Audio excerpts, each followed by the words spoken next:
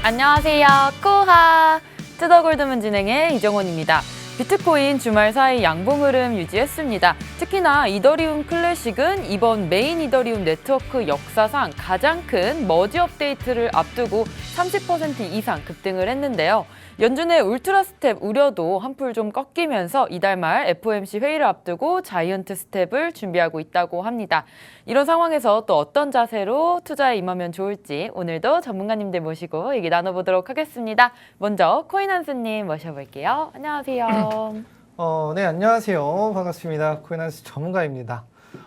일단 주말 잘 보내셨는지 모르겠어요. 일단은 주말 동안 좋은 내용들이 조금 있었죠. 우리 이더리움 같은 경우도, 그다음에 이더리움의 이제 형제인 이더리움 클래식 같은 경우도, 근데 이더리움이 가면 또 가만히 있을 수 없는 이 비트코인도 같이 좀 상승을 하면서 이 조금 답답했던 시장, 왜 알트들은 하루에도 한 20%, 30% 이렇게 올라가는 종목들이 있었어요. 근데 비트코인과 이더리움 이렇게 POS나 POW로 대표하는 이 대장주 격들인 이 코인들이 다소 많이 주춤하는 모습을 많이 보여줬어요. 너무 멈춰 있으니까 걔들이 올라와 줘야 다른 알트들도 좀 든든하게 이 베이스를 깔면서 올라갈 수 있는데, 그렇지 못하고 알트들 올라가면 떨어지고 올라가면 떨어지고 이걸 반복하는 시장을 보여줬단 말이에요. 근데 그게 아니라 이제는 비트코인, 이더리움이 어느 정도 상승을 하면서 이 바닥을 제대로 다져주고 있는 모습을 보여주고 있어요.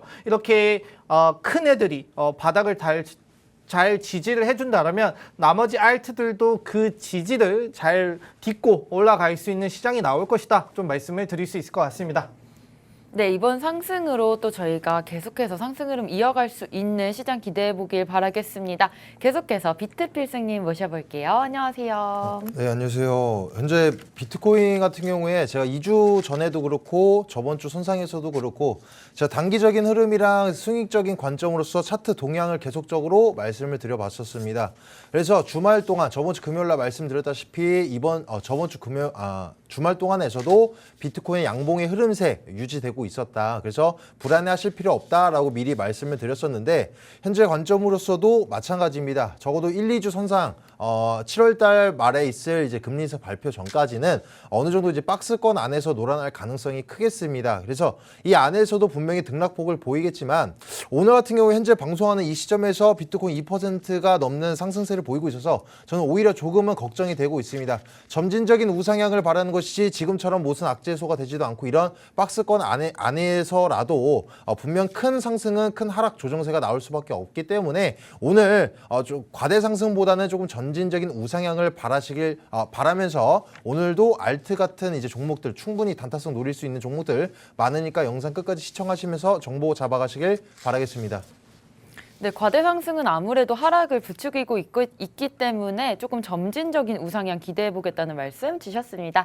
저희는 계속해서 저와 같이 코인 소식 살펴볼 텐데요. 같이 화면 보시겠습니다. 네, 플랜B에서 200주 이동평균선 등 또 과거 비트코인 바닥과 유사하다고 했습니다. 강세장 위에서는 22K 돌파가 필요하다는 말씀 해주셨습니다. 네, 다음 소식입니다. 이더리움 지분증명 전환 9월 19일 예정입니다. 이더리움 상승세가 계속되고 있고요. 또 이더리움 클래식까지 상승하고 있습니다. 네, 다음 소식입니다. 금융기관 70%가 3년 내에 암호화폐 결제 이용 전망이 있다고 리플의 설문조사에서 밝혔습니다. 네, 이 부분 리플에서 설문조사를 했는데 금융기관에서 70% 이상 다른 결제 수단으로 이제 이용이 된다는 암호화폐 호재로 작용할 수 있을 것 같은데 이 부분 코인한스님 어떻게 생각하시나요? 일단 금융기관에 이제 많은 금융기관들도 이제 결제 관련 서비스를 좀 많이 도입을 하겠다라는 내용들이라고 말씀을 드릴 수 있는데, 이미 다른 이전에도 말씀드렸다시피 많은 명품, 그 다음에 신발, 그 다음에 저런 야구장, 운동 이런 곳에서도 일단 비트코인 관련해서 결제 서비스가 많이 진행이 되고 있어요. 근데 이런 보편적으로 우리가 접할 수 있는 실생활 속에서도 이제 결제율이 점점 올라가고 있는데, 금융기관 자체에서도 고객을 끌어들이기 위해서 혹은 여태까지 많이 축적된 이 플랫폼들이 있을 거잖아요. 뭐 이런 서비스, 저런 서비스, 이런 서비스가 있는데 거기에 추가되는 하나의 또 다른 서비스가 되지 않을까라고 말씀을 드릴 수 있을 것 같아요. 그래서 암호화폐 결제가 계속 늘어간다라는 뜻은 어쩔 수 없이 암호화폐가 우리 실생활에 많이 녹아들고 있고 그다음 실생활에 많이 활용이 됨에 따라 가격 상승과 진짜 이 암호화폐의 이 사용 그 율이 ንም에 따라 좋은 활용 방안, 그 다음에 좋은 활용 사례들이 많이 발전되는 그런 시기가 될 것이다, 계기가 될 것이다 말씀을 드리도록 하겠습니다. 네, 두 번째 소식에서 봤던 이더리움이 지분 증면의 전환에 있다고 하는데요. 지금 머지 업데이트를 앞두고 지금 큰 상승이 있었습니다. 이 부분 코인한수님 짚어주시죠. 그쵸. 이것도 주말 동안 앞에 말씀드렸다시피 좋은 업데이트, 좋은 내용들이 있었어요. 그래서 일단 1차 머지 업그레이드, 1차 재료는 일단 머지 업그레이드 내용인 것 같습니다. 일단은 일정은 9월 19일로 날짜가 잡혔어요. 근데 이 내용이 언제 나왔냐면 지난주 목요일 날 이 개발자 컨퍼런스 콜에서 나온 실제 내용이라고 합니다. 잠정 일자이고요. 뭐 확실하게, 픽스 되면 좋겠지만 또 사이사이에 어떤 일이 벌어질지 모른다라는 점 좀 알아두시면 될 것 같아요. 일단 머지 업그레이드 같은 경우는 20년 12월 가동된 새로운 뭐 POB, 뭐 POW 이 작업 관련해서 합병 관련해서 내용들이 많이 나왔었는데 중간중간에 업그레이드 관련해서 많은 이슈들이 있었어요. 처음에는 좀 과하게 테스트를 해서 너무 우리가 과하게 테스트를 했기 때문에 지금 업그레이드가 좀 오류가 났다, 서비스가 오류가 났다라는 내용이 나왔었고 그때도 좀 이 가격 자체가 좀 주춤하는 모습을 보여줬었거든요. 하지만 그러고 나서 다시 이 사람들이 POW에서 POS의 전환 이걸 좀 기대를 하면서 좀 가격 상승을 이끌었는데 최근에 이제 이 업그레이드 자체가 좀 많이 무리가 있다, 리스크가 있다라는 내용들이 나오면서 가격이 폭락하는 모습을 확인할 수 있었습니다. 근데 그 가격이 폭락했던 게 이제 조금 회복이 됐다라는 정도이거든요. 지금 9월 이제 17일, 18일인데 이제 이렇게 흘러가서 2달 동안 남았습니다. 이 2달 남은 기간 동안 이 업그레이드 내용이 어떻게 바뀔지 몰라요. 그래서 여러분들이 만약에 이더리움을 투자를 하시겠다라면은 이 2달 동안에 많은 유동성을 보여줄 텐데 이 유동성을 조금 무시할 수 있는 이거를 무시하고도 투자할 수 있는 그 마음가짐을 가지고 도전하시는 게 좋겠다 말씀을 드리고 싶었어요. 지금 매수를 하신다라면 2달 동안 이게 업그레이드가 정확히 무사히 잘 끝나길 기원을 하면서 장투 개념으로 좀 접근하시는 게 여러분들이 수익을 극대화할 수 있는 내용이 나올 거고 그 사이사이 어떤 이슈가 나오더라도 흔들리지 마시고 투자는 계속 지속하시면 된다 말씀을 드리도록 하겠습니다. 네, 다음 소식 같이 보시겠습니다. 뉴욕 양키스 직원에게 비트코인 급여 프로그램을 도입했다고 합니다. 네, 오늘의 코인 소식 이렇게 살펴봤고요. 항상 시장에 어떤 이슈와 호재들이 있는지 저희 투더골드문과 함께 해주시면 좋겠습니다. 저희는 다음 썰전 코너 갈 건데요. 오늘 썰전의 주제는 바로 암호화폐 시장의 명과 암에 대해서 오늘 얘기해 보도록 하겠습니다. 비트코인이 인플레 해지 수단으로 사용할 수도 있다고 하는데 한수님 이 부분 어떻게 생각하시나요?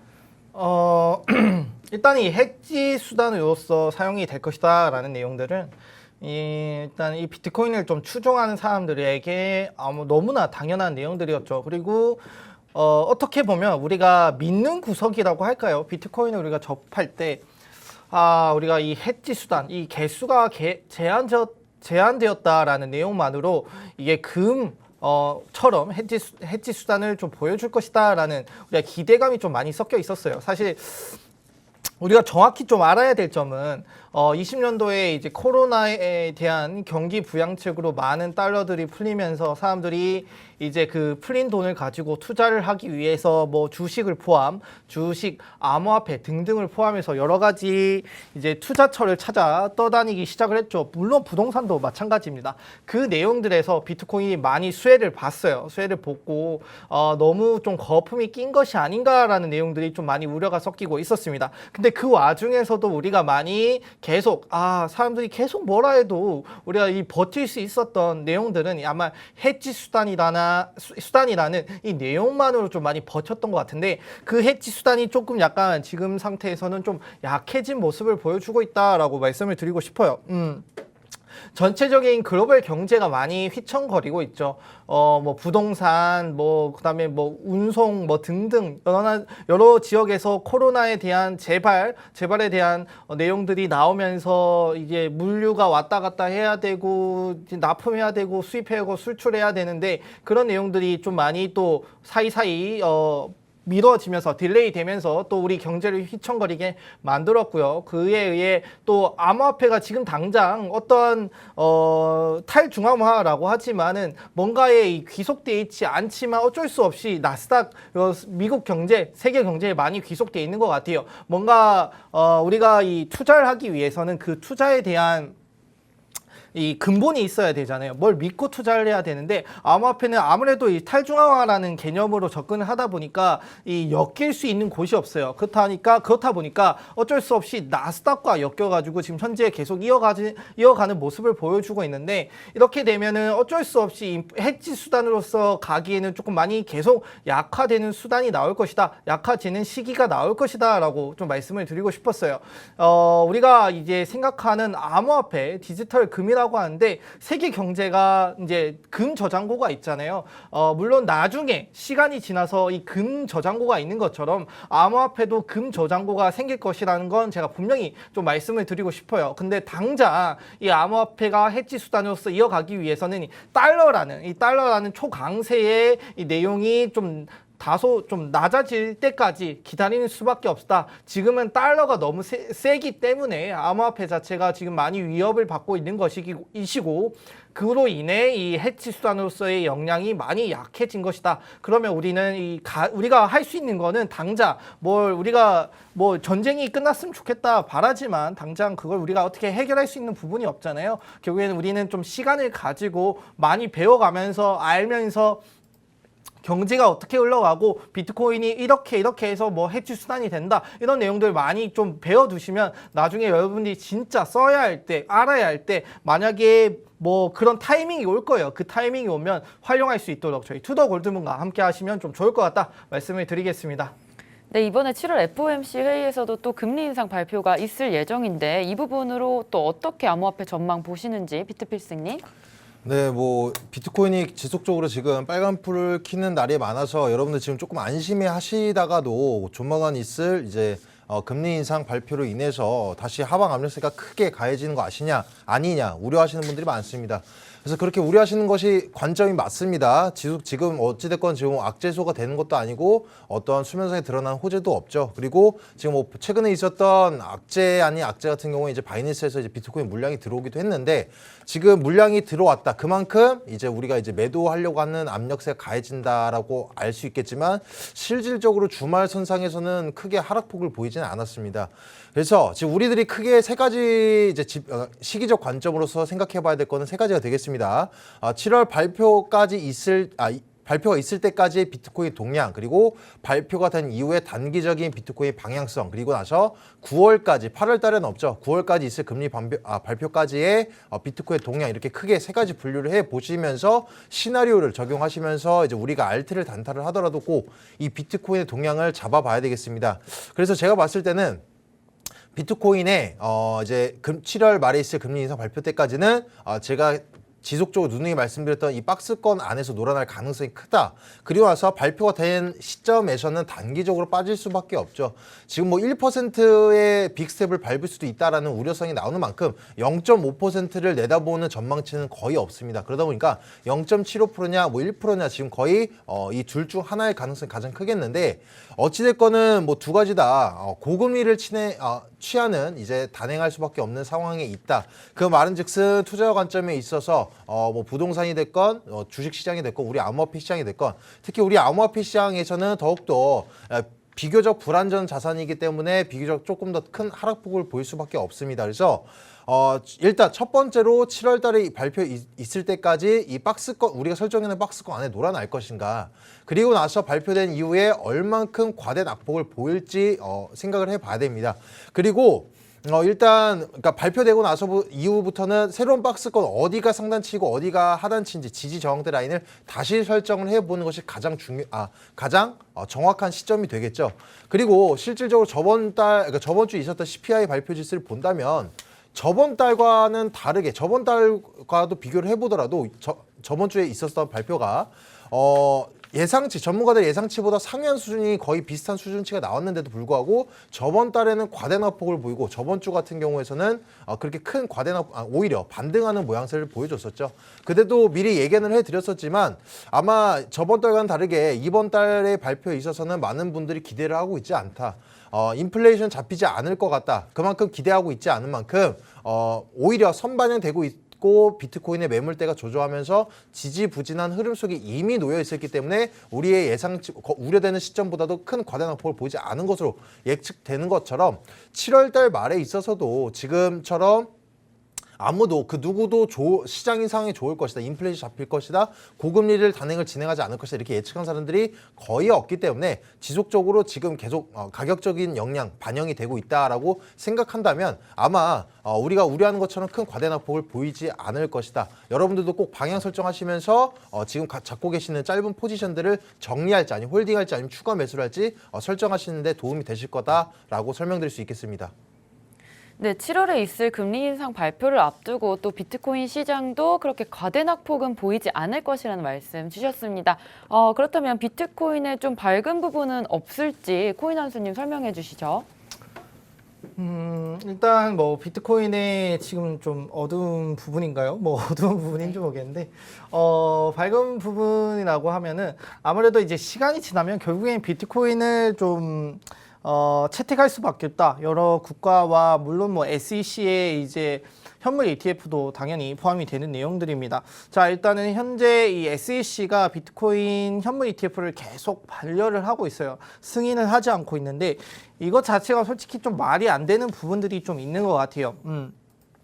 지금 미국을 제외한 다른 국가에서들은 이 암호화폐, 그러니까 비트코인 ETF, 현물 ETF 승인을 계속 이어지고 있어요. 많은 선물 ETF 승인되고 있고 이에 더해서 현물 ETF도 계속 승인이 되고 있는데 유독 이제 비트코인 선물 ETF는 승인을 하면서 왜 현물 ETF는 승인을 안 하는 것인가라고 생각을 해본다면 아무래도 이 현물 ETF가 승인이 됐을 때 비트코인이 가지는 이 파급력을 좀 많이 걱정을 하고 있는 것 같아요. 지금 당장 이 달러를 미국이 빨아들이고 있잖아요. 빨아들이고 있음에 따라서 이 달러의 희소성이 증가를 하고 그 다음에 그에 의해 가격이 똑같이 증가를 하는데 사람들이 여기서 우리가 현물 ETF를 승인을 해버리면은 사람들이 그게 아니라 달러의 관심도를 가지고 사람들이 이 달러를 좀 더 이 희소성을 가지고 달러를 목말라야 되는데 그게 아니라 뭐 너희 달러 가격 뭐 이렇게 빨아들이든 말든 상관없다. 우리는 그거에 대체 가능한 현물 ETF, 비트코인으로 우리 화폐를 쓰겠다. 그렇게 되면 이제 미국이 의도하는 방향성과 많이 달라지는 계기가 될 것 같아요. 지금은 미국 자체가 이 달러에 의해서 주도권을 가지고 어떠한 정책이나 이 방향성을 가지고 이끌어가기를 원하는데 그 사이에 다른 방향성이 생기는 걸 막기 위해서 현물 ETF를 지금 거절하고 있는 상태이다라고 좀 생각을 하시면 될 것 같습니다. 그래서 이 게리 겐슬러라는 사람도 현재 암호화폐 자체를 그렇게 좋아하는 사람이 아니기 때문에 이런 성향이 반영이 됐지만 아무래도 이 정치적으로, 이 경제적으로도 많이 좀 이렇게 압박을 받고 있는 이 현물 ETF 관련 내용이다라고 좀 말씀을 드리고 싶어요. 그리고 여러 나라 국가에서도 이 뭐 현물 ETF 현물이 아니야. 비트코인 이제 법정 화폐 관련해서도 많이 채택을 하고 있거든요. 최근에는 뭐 중앙아프리카 공화국에서도 뭐 각자 자체적인 뭐 코인을 발행을 통해서 뭐 이렇게 진행을 하고 있는데 이거는 뭐 비트코인이 아니라서 조금 다소 아쉬운 점은 있습니다. 그리고 뭐 스위스 이런 곳에서도 뭐 준 법정화폐를 사용하고 있고요. 그리고 파나마에서도 이제 비트코인을 관련해서 법적 자산으로 좀 채택을 하면서 누구나 암호화폐를 통해서 거래를 할 수 있게 내가 원하는 화폐가 있다면 이 화폐를 통해서 거래를 할 수 있게 도와주는 시스템이 좀 많이 쌓여가고 있다라는 걸 말씀을 드리고 싶습니다. 그리고 전체적으로 암호화폐 자체도 이 비트코인이 미래의 글로벌 기축통화가 되기 위해서는 많은 국가들이 채택을 통해서 좀 이 화폐율의 사용률을 늘려야 되고 활용도를 늘려야 된다라는 점 앞에서 말씀을 드렸죠. 그리고 러시아, 우크라이나 이런 곳에서도 우리가 왜 암호화폐를 채택을 해야 되는지 이 이유를 좀 찾을 수 있는 이 계기가 있었어요. 자, 우크라이나 이 전쟁을 하는 동안 우크라이나는 전체적인 금융 결제망이 망가졌어요. 근데 우리가 이거를 뭘 통해서 도와줬죠? 결국에는 어떠한 이 국가의 서로 은행 간의 소통이 있지 않더라도 암호화폐를 통해서 누구나 언제 어디서 어디에든 활용할 수 있는 이 내용들이 이 빛을 발하는 시기가 있다. 그거는 현재뿐만 아니라 나중에 시간이 지남에 따라 모든 국가에서 웬만한 국가에서 못 사는 국가, 뭐 잘 사는 국가 너나 나나 할 것 없이 많은 활용 가능성이 높아지고 있다. 이 부분을 좀 말씀을 드리고 싶습니다. 네. 그렇다면 비트필승님이 보시는 암호화폐 시장에 지금 좋은 소식이 있다면 어떤 게 있을까요? 네, 지금 뭐 수면상에 드러난 최근에 있었던 이슈 가지고 말씀을 드려보면 호재에 있는 이제 중앙은행 총재가 지금 CBDC, 그러니까 디지털 화폐보다도 민간 암호화폐를 오히려 선호한다라는 발언을 해서 조금 이슈가 되고 있는데, 저도 이제 기존에 말씀을 드렸을 때, 그러니까 일단 먼저 CBDC와 암호화폐의 우선순위, 뭐 예를 들어서 스테이블 코인과 CBDC를 비교를 해서 우위를 가린다라고 한다면 사실 우위를 가릴 수는 없습니다. 일단 장점으로 살펴본다면 디지털 화폐를 만든다라고 한다면 이제 시스템을 구축하기 위해 엄청난 시간과 비용이 드는데, 지금 기존에 활용도가 높고 지금 시장 구축해낸 이 민간 암호화폐를 활용을 하는 것이 더 오히려 이득점이 있다, 비용적인 부분이 있다라는 설명을 하는 것 같습니다. 근데 일단 문제는 이제 규제가 된 민간 암호화폐 것이 모든 민간 암호화폐를 말하는 것은 아닙니다. 물론 말이 약간 중의적이긴 합니다. 규제된 암호화폐를 말하는 것이 통제를 하기 위한 암호화폐인 것이지, 아니면 어느 정도 법적 안정성을 제공하기 위한 규제된 내용을 말하는 것이는 아직까지는 구체적인 사항을 보지는 않았지만, 우리가 생각해 봤을 때는 어찌됐건 암호화폐 본질 자체가 탈중앙이기 때문에 중앙체제 시스템에서 연결고리로 진행을 한다, 어느 한 서버에 구축해서 통제를 한다라고 한다면 약간 색깔을 좀 벗어날 수도 있지 않을까라는 우려성도 조금은 있습니다. 일단 CBDC는 중국을 선두로서 지금 중국이 먼저 보편화를 실행해 나가고 있고, 그 뒤를 이어서 이제 미국이 거의 다다르고 있는데, 보편화되기까지는 아마 지금 현재 시점으로서는 5년 이상 혹은 5년 안팎의 시간이 걸릴 예정이 놓여 있습니다. 아직 대부분의 이제 OECD 국가들 같은 경우는 대부분의 국가들이 CBDC를 지금 발행하기 위해서 연구 중이거나 실행해 나가고 있습니다. 하지만 아직 연구 단계조차 진행하지 않는 나라들도 많은가 하는 반면에 아직 우려성이 높은 목소리도 있겠지만, 거기에 더불어서 우리 암호화폐 투자자분들이시라면 CBDC가 만들어졌을 때 특히 스테이블 코인에 영향이 있지 않을까요?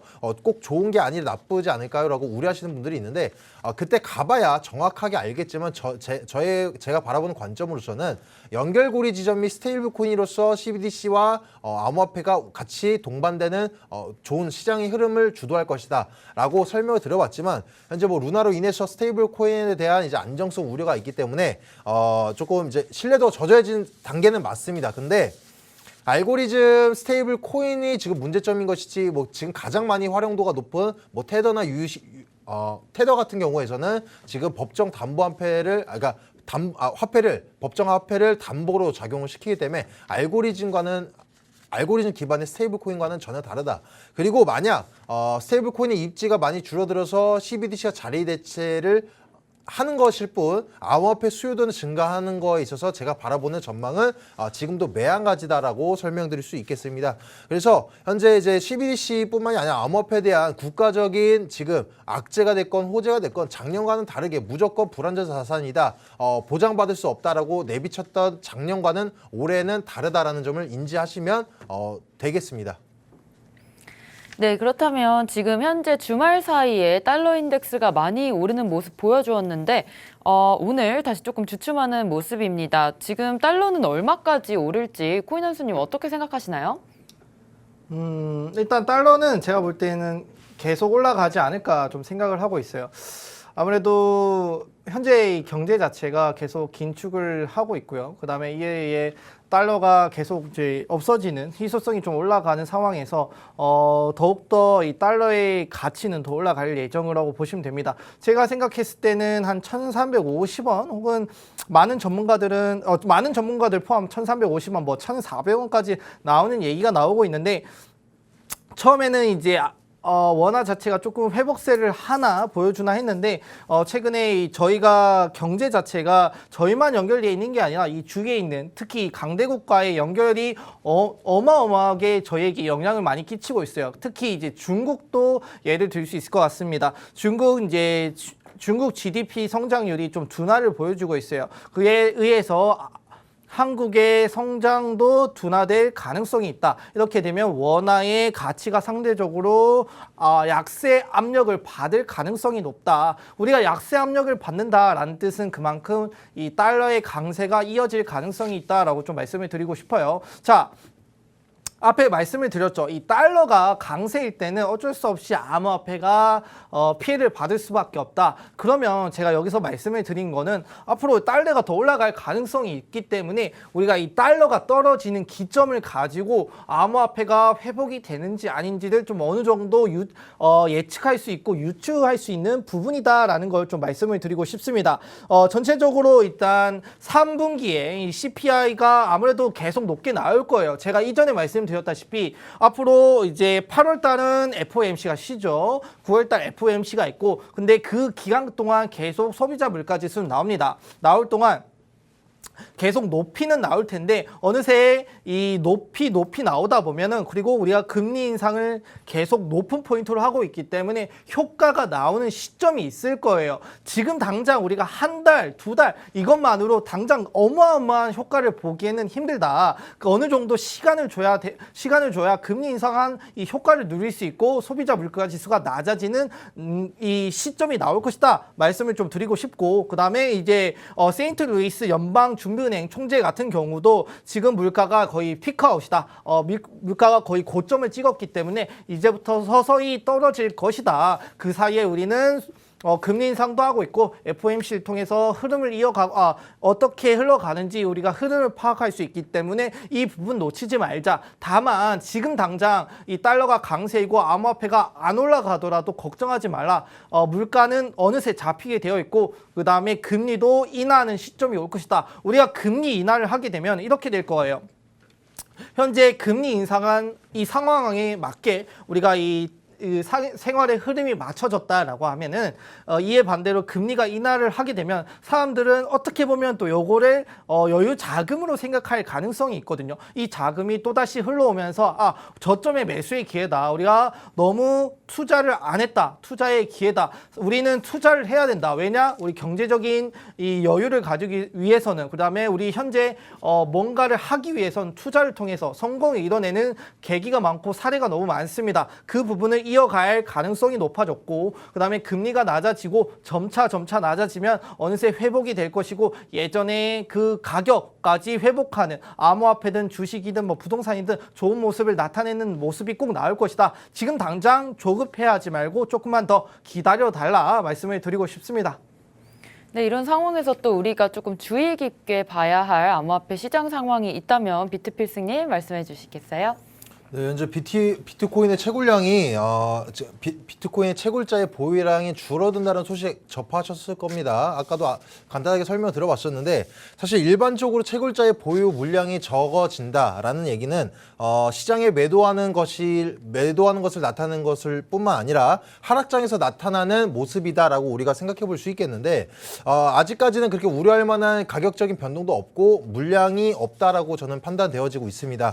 일단 여러분들도 생각하다시피 작년과는 다르게 우리 개인들도 정말 많이 똑똑해지고 있습니다. 그만큼 세력들도 고래들도 시장 상황에 맞춰서 우리 개인들의 이제 능력치에 따라서 지금 조금 더 시장이 어려워지고 있다. 그런데 채굴자들은 기존부터 오래전부터 비트코인 채굴을 했던 사람들, 수면상에 드러난 고래가 됐건 이제 어쨌든 고래들의 세력인데 그 사람들이 지금 같은 시장에서 하방 압력세 가해진 지금 매도세가 가해진 이 시장 안에서 던질 가능성이 거의 없다라고 보여지고 있기 때문에 아직까지는 우려하실 필요가 없다라고 말씀을 드릴 수 있겠고 실제적으로 그리고 우리 암호화폐 시장 같은 경우에 지금 전 세계적으로 지금 어제 코로나 팬데믹 사태 이후부터 전 세계 모든 시장이 지금 힘들고 있습니다. 특히 개발도상국들 이런 후진국들 나라 같은 경우에서는 실질적으로 디폴트 선언을 수행해 나가고 있기도 하고, 그에 더불어서 이제 중국의 1대1로 산업을 통해서 중국의 자신들의 위안화를 가치를 이용해서 안 그래도 힘든 나라들을 더욱더 이용하고 있습니다.